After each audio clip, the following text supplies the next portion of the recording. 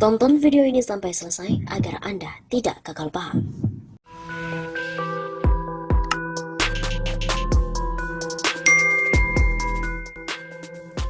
Halo Sobat 651 Sapa, kembali lagi bersama dengan kami untuk mengulas fakta-fakta perpolitikan dan juga informasi terkini di tanah air. Ada dugaan korupsi dalam pengadaan satelit di Kementerian Pertahanan.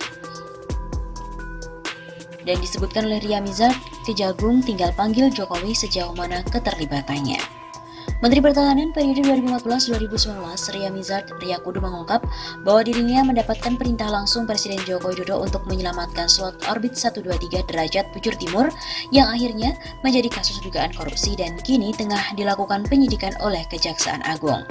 Direktur Eksekutif Kajian Politik Nasional, Adib Miftahul, berpendapat guna membuat terang benderang peristiwa dugaan korupsi penyewaan satelit pada Kementerian Pertahanan ini, Hops Adiaksa hanya tinggal memanggil Presiden Jokowi itu. Tinggal dipanggil saja Presiden sejauh mana keterlibatannya, kata Adib kepada kantor berita politik RMOL pada Selasa sore 18 Januari. Adib berkeyakinan Jokowi senang jika dirinya dipanggil untuk memberikan keterangan, karena menurut Adib momen itu bisa dipakai oleh ayahanda Gibran Rakabuming dan juga Kaisang Pangarep sebagai sebuah ajang pembuktian bahwa dirinya itu bersih. Kalau bersih, kenapa risih? Tandas Adib. Terkait kasus ini, Adib sangat berharap Kejaksaan Agung betul-betul melakukan penegakan hukum yang profesional tanpa intervensi politik dengan mengusut siapapun yang terlibat. Jangan sampai demi menjaga kedaulatan negara di udara ini menjadi alasan untuk melanggar hukum. Ini demi komitmen hukum tegas sesuai perintah Presiden. Mau orang dekat Presiden misalnya, kalau memang ada indikasi dan nantinya terbukti ya harus diseret. Tambah Adib menekankan. Sebelumnya Ria Mizard menyampaikan bahwa saat itu Presiden Jokowi mengeluarkan diskresi untuk menyelamatkan slot orbit 123 derajat bujur timur, kendati Kemhan belum memiliki anggaran saat memanfaatkan slot yang berada di atas Pulau Sulawesi itu. Namun Kemhan terus tetap menyewa satelit demi menyelamatkan slot orbit sebagaimana perintah dari Jokowi. Sebelumnya diberitakan bahwa Kejaksaan Agung tengah mengusut perkara dugaan tindak pidana korupsi pengadaan satelit di Kementerian Pertahanan pada tahun 2015. Dugaan korupsi tersebut mengarah pada penyewaan satelit kepada pihak swasta. Dugaan tindak pidana korupsi pengadaan satelit slot orbit 123 derajat bujur timur pada Kemhan tahun 2015. Jadi ini kita telah melakukan penyelidikan terhadap kasus ini selama 1 minggu. Kata Jaksa Agung Muda Tindak Pidana Khusus Jampitsus Febri Ardiansyah dalam konferensi pers yang disiarkan melalui YouTube Kejaksaan RI pada Jumat 14 Januari yang lalu. Febri juga menjelaskan Kemhan RI melaksanakan proyek pengadaan satelit untuk membangun Satuan Komunikasi Pertahanan atau Satkomhan pada periode 2015. Kemhan kemudian melakukan kontrak dengan pihak swasta yakni Airbus dan juga Navayo. Sekarang yang menjadi masalah dalam proses tersebut, kita telah menemukan ada beberapa perbuatan melawan hukum, yaitu salah satunya bahwa proyek ini tidak direncanakan dengan baik. Salah satu indikator penguat adanya perbuatan melawan hukum, pihak Kemhan RI pada saat itu melakukan kontrak sewa meskipun anggarannya tidak ada dalam daftar isian pelaksanaan anggaran atau DIPA. Lalu, Febri juga mengungkapkan kejanggalan dalam penyewaan satelit pada PT Avanti Communication Limited. Kemhan melakukan penyewaan itu untuk membangun Satkomhan sekaligus mengisi kekosongan pengelolaan slot orbit 123 derajat bujur timur. Kalau dilihat dari peraturan International Telecommunication Union, negara yang telah mendapatkan hak pengelolaan akan diberikan waktu 3 tahun untuk mengisi kembali slot orbit. Dalam arti lain, masih ada tenggat waktu bagi Indonesia untuk mengisi kekosongan itu. Tetapi, pihak Kemhan RI buru-buru ingin mengisi kekosongan tersebut dengan menyewa satelit dari PT Avanti. Tapi, dilakukan penyewaan sehingga di sini kita lihat ada perbuatan melawan hukum. Begitu ujarnya. Febri juga mengungkapkan bahwa satelit yang sudah disewa itu ternyata tidak dapat berfungsi. Ini dikarenakan spesifikasinya tidak sesuai dengan yang sudah ada. Dalam proses penyelidikan, Kejagung sudah berkoordinasi dan juga berdiskusi dengan sejumlah pihak untuk menguatkan alat bukti.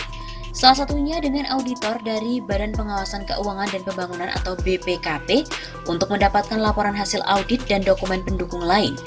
Kejagung juga sudah memeriksa 11 orang saksi, baik dari Kemhan maupun dari pihak swasta.